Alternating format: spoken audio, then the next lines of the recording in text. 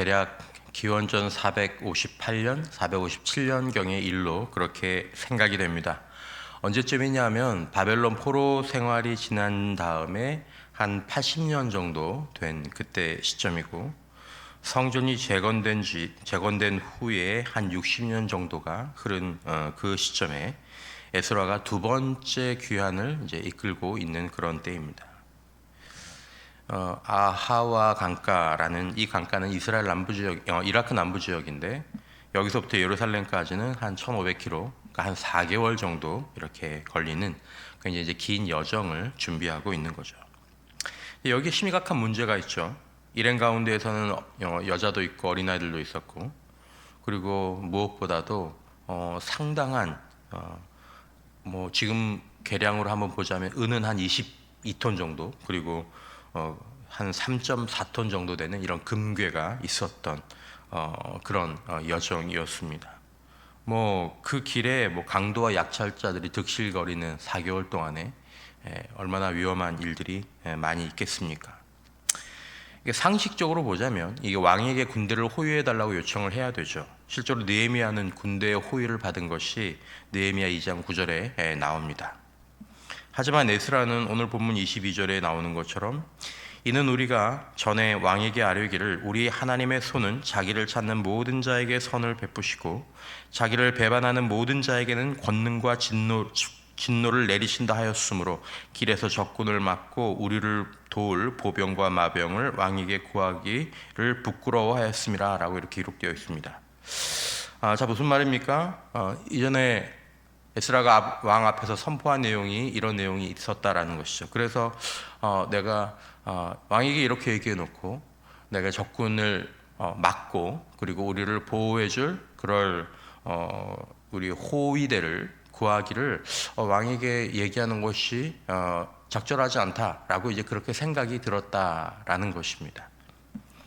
자, 여러분, 우리가 이 본문을 보면서 이 부분에 대한 해석뿐만 아니라 에스라서 8장에 나오는 중요한 부분을 여러분들과 함께 한번 묵상을 해보려고 하는데, 사람에게 도움을 받는 것은 또 구하는 것은 잘못된 것이 아니고 부끄러운 일도 아닙니다. 조금 더 범위를 넓혀보면 일반적인 사람의 상식 가운데 행하는 것은 부끄러운 일도 그리고 잘못된 것도 아니다라는 것입니다. 내가 병이 걸렸는데 병원에 가서 진료를 받거나 또 시술을 받거나 수술을 받는 것들은 부끄럽거나 잘못된 거나 믿음이 없거나 한 그런 것이 아니다라는 것이죠. 하나님은 이전에도 왕들을 통해서 성전을 재건하도록 하셨고 보호도 해주셨습니다. 이 부분을 잘못 보면 에스라가 무작정 왕의 도움을 받지 않은 자기가 말한 것 때문에 그 말에 자기 스스로 얽매여서 자기 왕의 도움을 거절한 것처럼 이렇게 보일 수 있겠지만, 에스라가 그렇게 왕의 도움을 거절한 것이 아니다라는 것입니다. 특별히 오늘 본문에 하나님의 손이라는, 오늘 우리가 찬송할 때 주의 팔에 대한 찬송을 한 이유도 거기에 있는데, 에스라는 하나님의 손이 지금도 역사하시고 하나님의 손이 연약한 자신들과 함께 계심을 왕에게 나타내고 싶었던 것입니다. 하나님이 나와 함께 하신다는 것을 나타내기 위해서면 또 무조건 그렇게만 하면 되느냐, 그것도 아니라는 거죠. 자, 그래서 어떻게 합니까? 23절에 보면, 그러므로 우리가 이를 위하여 뭐하며 금식하며 우리 하나님께 뭐하였더니 간구하였더니 그의 응낙하심을 입었느니라. 이것을 위해서 금식하며 하나님 앞에 구했더니 하나님께서 응답하셨다라는 것입니다. 여러분, 우리가 믿음으로 행동한다는 얘기를 흔히 우리가 하거나, 믿음으로 해야지, 이렇게 믿음이 없어, 믿음으로 한번 해보자, 혹은 이제 듣곤 하죠. 야, 우리 믿음으로 이번에 갈 때 왕한테 우리 호위대 요청하지 말고 그냥 한번 가보자. 하나님 살아계시잖아. 우리가 믿음으로 한번 가봐야지. 그렇게 도움을 구해서 되겠느냐라고 얘기하면, 흔히 이렇게 하면 믿음이 좋은 것처럼 보일 수 있죠. 들릴 수 있죠. 여러분, 우리는 때로 세상과 사람의 손을 의지하고 믿음으로 행할 필요가 있습니다. 사람의 손을 이렇게 의지하지 않고, 세상과 사람의 손을 의지하지 않고 하나님의 손을 의지해서 믿음으로 행할 필요가 있죠. 그러나 그런 때 가장 중요한 것은, 믿음으로 행동하려면 반드시 두 가지 조건이 또 조금 더 넓히면 오늘 본문에 나오면 세 가지 조건이 충족되어야 된다는 것을 알아야 한다는 것입니다. 먼저는 기도와 응답이 동반되어야 합니다. 오늘 본문에서 우리의 삶과 신앙에서 깊이 묵상하고 싶은 표현은 바로 하나님의 손이라는 표현입니다. 8장에 보면 하나님의 손이라는 표현이 3번 나옵니다. 18절, 22절, 31절 아마 이렇게 나올 겁니다. 이것이 에스라의 신앙과 삶에서 매우 중요한 표현이라는 것을 이것이 마음 가운데 많이 와 닿았습니다. 여러분 어제도 말씀을 보셨지만 귀한 가정에서 레위 자손이 있어야 되는데 다른 지파 사람들은 다 있는데 레위 자손이 없는 거예요. 그래서 에스라가 사람을 불러서 레위 자손을 데리고 오라고 하죠. 그럴 때 18절에서 에스라가 이렇게 얘기합니다. 우리 하나님의 선한 손에 도우심을 입고 그들이 이스라엘의 손자 레위의 아들 말리의 자손 중에서 한 명철한 사람을 데려오고 또 세레비아와 그의 아들과 형제 18명과 이런 사람들을 데려왔다라고 얘기합니다. 독특한 표현이죠. 다른 성경에서는 이런 표현이 잘 안 나옵니다. 우리 하나님의 선한 손에 도우심을 입어서 라고 얘기를 하죠. 주님을 섬기는 일에 필요한 사람들을 찾아오라고 에스라가 사람을 보낼 때 여러 사람들을 보냈다라고 기록하고 있습니다. 그러나 그들이 레위인들을 데리고 올 수 있었던 것은 하나님의 선한 손이 도우셨기 때문이라고 밝히고 있습니다. 하나님의 선한 손이 저와 여러분들의 삶 가운데 필요한 줄 믿습니다. 그 손을 의지하며 사는 저와 여러분들 되시기를 주님의 이름으로 축원합니다. 그 선한 손이 도우시는 역사가 있었다라는 것입니다. 그리고 오늘 본문에서 보는 것처럼 에스라는 담대히 왕에게 뭐라고 얘기했습니까? 우리 하나님의 손은 자기를 찾는 모든 자에게 선을 베푸시고 자기를 배반하는 모든 자에게는 권능과 진노를 내리십니다 라고 선포했던 것입니다. 에스라가 하나님의 손을 경험하고 주장하는 이유는 그가 단지 믿음이 있었기 때문만이 아니라 그 전에 그에게 분명한 체험이 있었기 때문입니다. 그러니까 에스라는 이번 한 번만 믿음의 삶을 살았던 것이 아니고 그 이전에도 하나님의 손이 그와 함께하고 그의 하나님의 손이 그를 도우시는 것들을 본인이 체험했던 이 체험이 그 전에 있었다라는 것이죠. 그리고 이 이야기의 결론은 어떻게 됩니까? 31절에 보면 첫째 달 12일에 우리가 아호와 강을 떠나 예루살렘으로 갈새 우리 하나님의 무엇이 손이 우리를 도우사 대적과 길에 매복한 자의 손에서 건지신지라. 무사히 잘 도착했다라는 것입니다. 이 위험한 여정을 하나님의 손에 도우심과 역사로 안전하게 마치게 되는 것이죠. 이건 기적과 같은 일입니다. 다시 본문으로 돌아가서 하나님의 손을 주장하고 의지하여서 이렇게 믿음으로 에스라가 행동할 수 있었던 이유는 먼저 에스라가 기도의 사람이었기 때문입니다. 여러분 이 일이 있기 전에 이 일이 오늘 21절에서 쭉 이렇게 있기 전에 21절 왕에게 하나님의 손을 얘기하기 전에 21절에 보십시오. 그때 내가 아호와 강에서 금식을 선포하고 우리 하나님 앞에서 스스로 겸비하여 우리와 우리 어린아이와 우리 모든 소유를 위하여 평탄한 길을 그에게 간구하였더니 이 일들을 결정하기 전에 이미 에스라는 뭐 했습니까? 아호와 강가에서 금식을 선포하고 하나님 앞에서 스스로 겸비하여서 우리와 우리 어린아이와 우리 모든 소유를 평탄한 길로 인도하여 주셔서 잘 도착할 수 있도록 도와주십시오 하나님, 함께해 주십시오 하나님 간절히 기도했다라는 것입니다. 뭐 군대를 요청하느냐 마느냐 그 일들이 결정되기 전에 이미 이 일을 놓고 간절히 기도했다라는 것입니다. 그리고 아까 말씀하신 것처럼 왕에게 하나님의 손이 누구와 함께 하는지를 얘기를 하죠. 여러분 에스라가 뭐라고 얘기합니까? 하나님의 손은 모든 자에게 함께 하십니다라고 얘기하지 않고 하나님의 손은 자기를 찾는 모든 자에게 함께 하신다라고 얘기해서 자기를 찾는, 하나님을 찾는. 여러분 하나님의 손을 의지하여 믿음으로 행동하는 자들은 먼저 기도하는 사람이어야 할 줄 믿습니다. 하나님을 찾는 자들이 하나님의 손을 얘기하는 것입니다. 그냥 어떤 이유로든지 야 그거 믿음으로 해, 믿음으로 하는 거지. 기도는 하나도 하지 않으면서 그렇게 하나님의 손과 하나님의 그 도우심이라는 표현을 함부로 쓰는 것이 적절하지 않다라는 것입니다.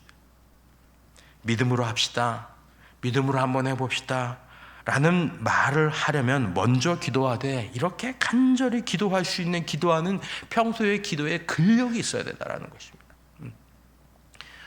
간절히 기도 한번 해보지 않고, 정말 금식하면서 작전기도 한번 하지 않고, 어떤 위험한 일들을 그 믿음으로 한번 하는 거지, 믿음으로 한번 해보지 뭐, 이렇게 말하는 건 굉장히 위험한 일이고 하나님을 시험하는, 영적으로 보면 대단히 무서운 일이 될 수도 있는 것입니다. 에스라가 그렇게 기도했죠. 그때 내가 강가에서 금식을 선포하고 우리 하나님 앞에 스스로 겸비하여 우리와 우리 어린아이와 모든 소유를 위하여 평탄하는 길을 그에게 간구하였으니. 그리고 23절에 또 기도합니다. 왕에게 그렇게 얘기해 놓고, 그러므로 우리가 이를 위하여 금식하여 우리 하나님께 간구하였더니, 하나님께 간구했습니다. 에스라는 금식하면서 기도했던 것이 분명 적지 않았던 것 같습니다. 21절에도 금식하면서 기도했는데 23절에서 또 금식하면서 기도하는, 그러니까 에스라가 여러분 기도의 사람으로 성경에 잘 등장하지는 않습니다. 하지만 분명히 에스라는 기도의 사람이었던 것이 틀림이 없다라는 것입니다. 여러분, 우리는 기도하되 간절히 기도하는 자가 되어야 할 줄 믿습니다. 하나님의 손이 도우시고 하나님의 손이 함께 하시고 하나님의 역사하시는 출발점에 간절한 기도, 때로는 금식하며 기도하고 때로는 작정하며 기도하는 그 기도가 있었다라는 것입니다. 여러분, 우리가 믿음으로 무엇인가를 해야겠다고 느끼고 하나님의 손만을 의지해야겠다는 마음이 드는 것은 바로 이런 간절한 기도 중에 나와야 한다는 것입니다. 에스라가 오늘 이 본문의 표현을 보시면은 에스라가 왕에게 그렇게 하겠다고 얘기해놓고 사실은 하나님 앞에 기도한 것이 아니고 에스라가 이 일을 놓고 하나님 앞에 간절히 기도하다가 내 마음 가운데에서 하나님께서 하나님을 의지하고 이 여정을 가도록 하나님을 신뢰해야 되겠다라는 마음이 그 안에서 생기고 그리고 그걸 가지고 하나님, 정말 우리가 이렇게 왕의 군대를 의지하지 않고 하나님, 우리가 이 여정을 가려고 하는데 하나님은 어떻게 생각하십니까? 하나님의 뜻이 무엇입니까? 간절히 금식하며 기도했더니 하나님께서 뭐라고 하셨어요? 응답하셨다. 그래, 그렇게 해라. 그래서 에스라가 믿음으로 이 길을 가게 된 것입니다. 그러니까 여러분, 우리가 하나님의 손만을 의지하고 뭔가 사람들의 일반적인 원리, 우리가 지혜의 범주, 경험의 범주, 지식의 범주를 벗어나서 행동해야 되겠다라고 마음이 드는 것도 사실은 이런 간절한 기도 중에 나와야 한다는 것입니다. 그러니까 기도하지 않고 기도 중에 인도함을 받지 않고 믿음으로 뭔가를 하겠다라는 것은 위험한 일이고 잘못된 결과를 초래할 수도 있는 것입니다. 여러분, 우리가 기도가 부족하다면 일반적인 원리를 따라 행하는 것입니다. 성경의 원리를 따라, 지혜의 원리를 따라, 분별의 원리를 따라. 기도 가운데 믿음으로 행하라는 인도하심이 없었다면 일반적인 원리를 따라 행하는 것이 바로 성경적이다라는 것입니다. 그런데 하나님의 손을 따라, 능력의 손, 세상의 지배와 법칙을, 일반적인 상식의 원리의 제한을 받지 않는 하나님의 손을 따라 담대히 행하려고 할 때에는 기도와 함께 우리에게 필요한 것은, 기도 가운데 하나님 이런 마음을 주시는데 그것으로 충분하지 않고, 그 전에 내가 하나님 이걸 이렇게 도와주십시오 간절히 기도하는 것으로 충분하지 않고, 그 다음에 마지막으로 우리에게 필요한 것이 무엇입니까? 응답을 받는 것이 필요하다라는 거예요. 응답을 받는 것이 필요하다. 그런 일에는 응답이 필요합니다. 믿음으로 선포하려면 응답을 받고 선포해야 되는 것입니다. 아니면 하나님을 시험하는 것이 됩니다. 에스라는 기도했다고 끝나지 않았습니다. 응답을 받고 난 후에 담대한 믿음의 행동을 한 것입니다. 23절, 그러므로 우리가 이를 위하여 금식하며 우리 하나님께 간구하였더니 그의 응낙하심을 입었느니라. 그리고 행동한 것. 하나님의 응답을 간절한 기도 가운데 분별하는 것은 분명히 우리의 경험과 체험이 필요한 일입니다. 응답 받을 때까지 기도하는 그 기도의 야성을 우리가 점점 잃어버려 가고 있지만, 하나님께서 허락하신 건강 안에서 우리가 금식하며 때로는 작정하고 응답을 간절히 구하는 그 기도가, 응답 받을 때까지 구하는 그 기도가 저와 여러분들에게 더 풍성하시기를 주님의 이름으로 축원합니다. 마지막으로 하나님의 손을 힘입기 위해서 우리가 살펴야 될 것은 정직함과 그 투명한 삶의 모습입니다. 에스라가 막대한 성전의 은과 금을 관리해야 했습니다. 얼마나 막대한 은과 금이죠. 그는 이것을 정확하게 오늘 본문 가운데서 달아주면서 말합니다. 당신들은 거룩하고 이 물질은 하나님께 드려진 거룩한 것이니 잘 관리하고 잘 살피십시오. 28절 29절 내가 그들에게 이르되 너희는 여호와께 거룩한 자요 이 그릇들도 거룩하고 그 은과 금은 너희 조상들이 하나님 여호와께 즐거이 드린 예물이니 너희는 예루살렘 여호와의 성전 골방에 이르러 제사장들과 레위 사람들의 우두머리들과 이스라엘의 족장들 앞에서 이 그릇을 달기까지 삼가 잘 지키라. 여러분, 하나님의 백성들은 하나님께 예물을 드리고 하나님은 그 예물을 받으십니다. 이것이 성경이 분명히 말하는 바입니다. 하나님 그 예물을 분명히 받으십니다. 드려진 물질은 똑같은 물질이지만 사람이 아니라 교회가 아니라 하나님께 드려진 것입니다. 하나님의 손을 힘입는 자들은 이 물질이 이제 사람으로부터 와서 하나님께 드려졌기 때문에 하나님의 것임을 기억하고 투명하고 정직하게 관리하는 것입니다. 성도들이 드린 예물을 임의로 사용하거나 감추거나 자기 소유로 옮기는 이것은 하나님의 것을 도둑질하는 거죠. 여러분, 성경에 보면 물질의 사용은 항상 영의 건강과 연관이 있습니다. 물질의 사용은 영의 건강과 연관이 있습니다. 물질 사용이 오염되면 영은 100% 오염된다고 보는 거죠. 그러니까 이 물질을 제대로 사용하지 못하는 사람들은 하나님의 손의 인도하심을 계속해서 받고 누릴 수가 없게 되는 것입니다. 우리가 헌금을 다룰 때마다 하나님의 것이라는 마음을 가져야 하고 헌금을 드릴 때에는 하나님께 드린다는 것을 기억하며 드리는 것이 성경적인 것입니다. 하나님의 것을 도둑질하거나 불투명한 사람은 하나님의 손에 함께 하심을 경험하지 못하고 그 인생과 영혼이 잘 될 수가 없다라는 거죠. 맺습니다. 사랑하는 성도 여러분, 하나님의 손이 함께 하시며 하나님의 손이 역사하심을 누리는 저와 여러분들이 되시기를 주님의 이름으로 축원합니다. 이것이 우리에게 주어진 특권입니다. 하나님의 손은 지금도 일하시는 것입니다.